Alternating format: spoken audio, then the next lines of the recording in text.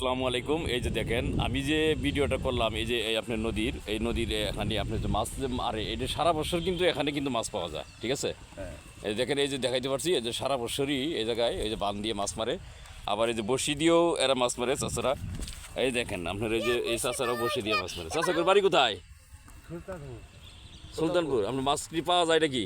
যে কি মাছ পাইছেন একটু দেখান যদি। না মাছ এখন তো কেবল আসলাম পুঁটি মারবো পুঁটি এই দেখি এই যে মাছ এই চাচা দেখি পুরি এই খালি পুঁটি মাছই না, কোনো কিছু দেখি পুঁটি খালি শুধু পুঁটি খালি পুঁটি।